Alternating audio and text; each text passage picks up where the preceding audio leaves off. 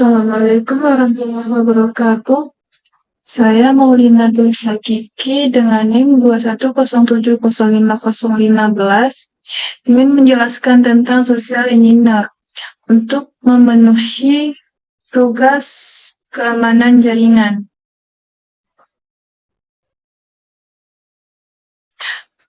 Pengertian social engineer adalah upaya memanipulasi seseorang untuk memberikan informasi atau data pribadi yang bersifat rahasia dengan memanfaatkan kesalahan mereka. Pada umumnya, hacker akan membuat sesuatu seperti email, kampanye, hingga challenge tertentu untuk mendapatkan simpati dan kepercayaan dari korban. Dalam lingkup cybercrime, pengertian social engineer artinya kejahatan yang masuk dalam jenis human hacking karena memiliki daya pikat sehingga korbannya tidak menaruh rasa curiga. Contoh kasusnya seperti trend di Instagram. Misalnya, berapa jarak umur kamu dan pasangan, oleh profil WA kalian, dan lain-lain. Pengguna Instagram diajak untuk saling membagikan hal kecil yang terkesan sepele, karena ada data pribadi yang ikut bagikan. Tanpa disadari, hacker bisa mengumpulkan data dari banyak pengguna dengan cara tersebut.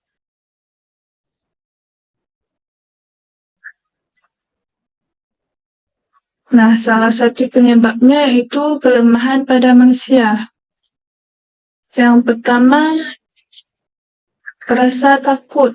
Jika seorang pegawai atau karyawan dimintai data atau informasi dari atasannya, polisi, atau penegak hukum yang lain, biasanya yang bersangkutan akan langsung memberikan tanpa merasa sungkan.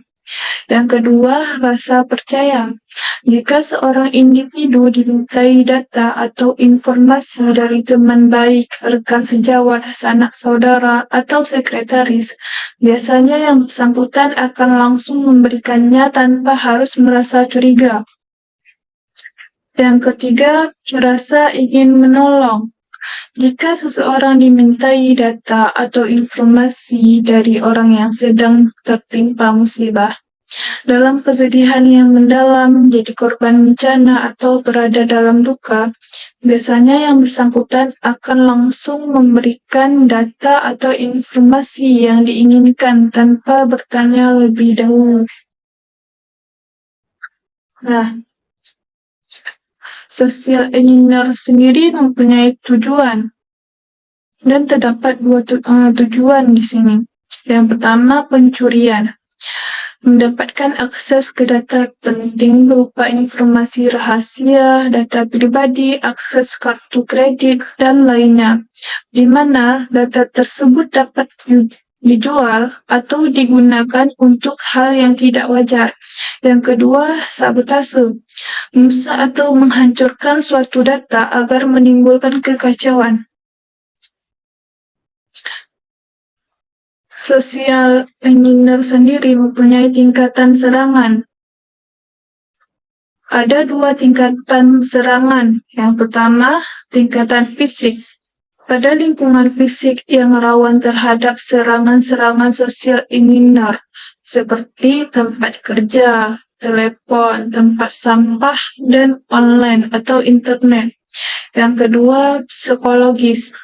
Social engineer dari sudut pandang psikologis menekan bagaimana caranya menciptakan lingkungan psikologis yang sempurna untuk suatu serangan.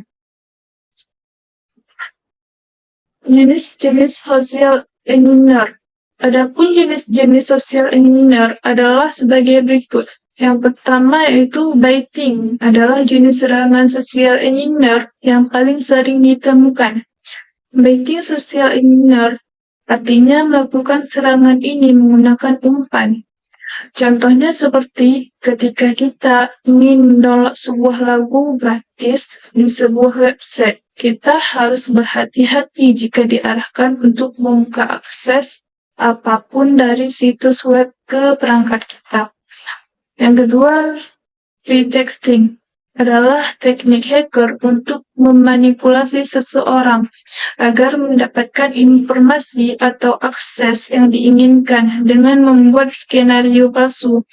Contohnya seperti penipu mengirim sebuah email kepada korban dengan menyamar sebagai rekan kerja dan seolah memberi kejutan khusus agar penerima email bersedia melakukan transaksi atau pembelian yang diinginkan penipu.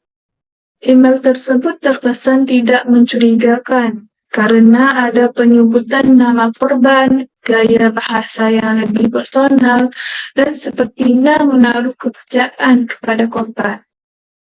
Yang ketiga, yaitu phishing, adalah upaya mengelabui seseorang untuk mendapatkan informasi. Sasaran phishing biasanya berupa data pribadi, data akun, dan data finansial. Contohnya seperti hacker akan mengirimkan email palsu dengan menyamar sebagai instansi berwenang sehingga penerima yang awam akan merasa percaya dan tanpa ragu mengikuti petunjuk yang diberikan. Email phishing biasanya akan mengarahkan penerimanya untuk memberikan data penting masuk ke situs berbahaya dengan link yang terlihat aman hingga membuka lampiran email yang tampak seperti malware.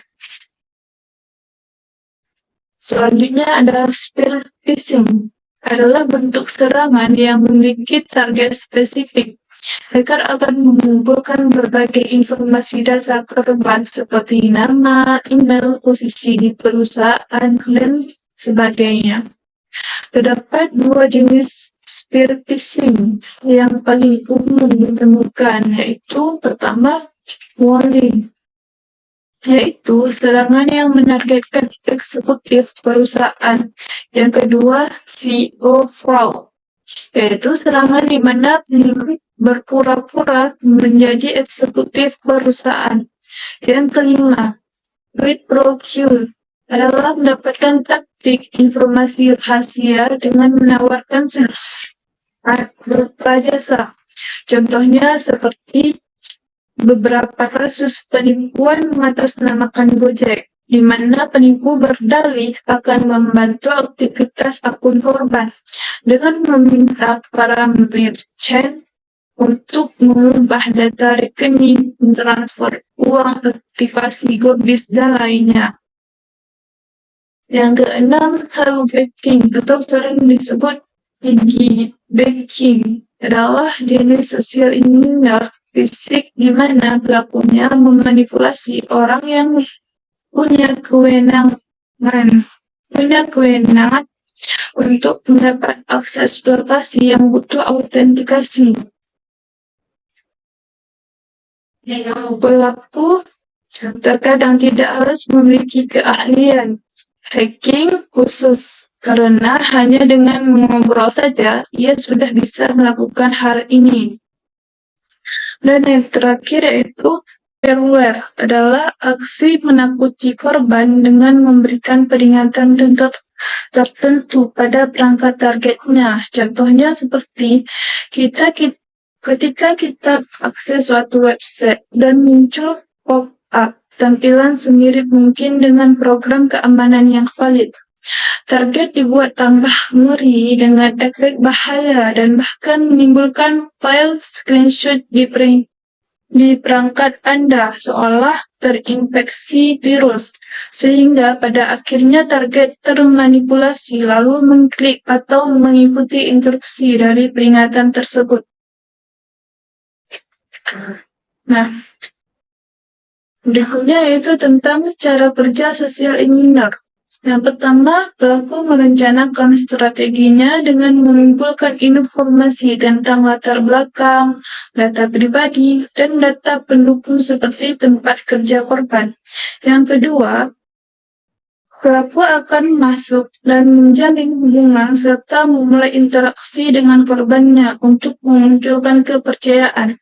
Yang ketiga, setelah kepercayaan terbentuk dan kelemahan terlihat, pelaku akan mulai melakukan sabotasenya.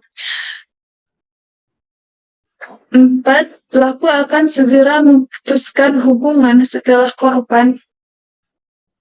setelah melakukan tindakan yang diinginkan. Dan yang terakhir, proses ini dapat berlangsung dalam satu kali interaksi atau selama berbulan-bulan dalam serangkaian obrolan di media sosial.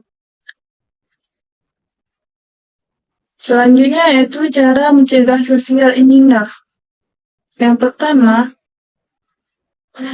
waspada saat membagikan data pribadi. Data pribadi adalah salah satu target serangan rekayasa sosial karena data pribadi seorang sangatlah berharga. Jika sampai ke tangan hacker, bisa saja disalahgunakan untuk hal yang negatif.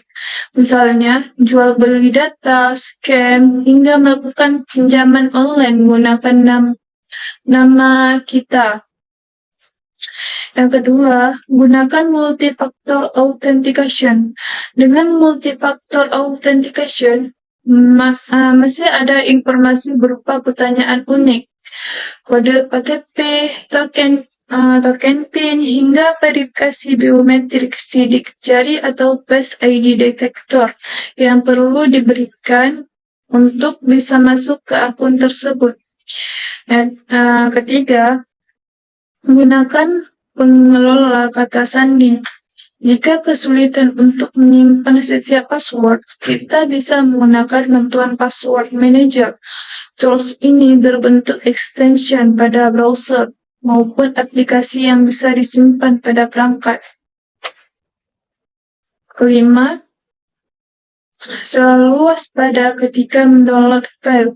Jika kita ingin mendownload sebuah file di sebuah website, pastikan situs tersebut resmi dan memiliki perlindungan SSL. SSL adalah sertifikat keamanan untuk mengenkripsi data. Kemudian, pasang antivirus dan anti-malware. Social engineer memang memanfaatkan kelengahan Anda untuk mengambil data-data penting. Tetapi jika akun dan perangkat memiliki keamanan yang cukup baik, maka bisa meminimalisir dampak yang ditimbulkan. Kemudian, verifikasi identitas pengirim email. Biasanya peretas menggunakan tiruan email yang seakan resmi dan valid untuk memanipulasi korban agar melakukan sesuatu, misalnya mengirimkan file penting, melakukan transaksi, dan lainnya. Jadi, jika mendapatkan email semacam itu dari orang yang kita kenal, sebaiknya konfirmasi langsung ke yang bersangkutan. Terakhir, gunakan filter email spam. Email spam adalah pesan yang masuk secara tidak diundang ke email kita. Dengan mengaktifkan fitur email spam, maka email yang terindikasi spam akan secara otomatis masuk ke folder khusus. Sekian presentasi dari saya. Wassalamualaikum warahmatullahi wabarakatuh.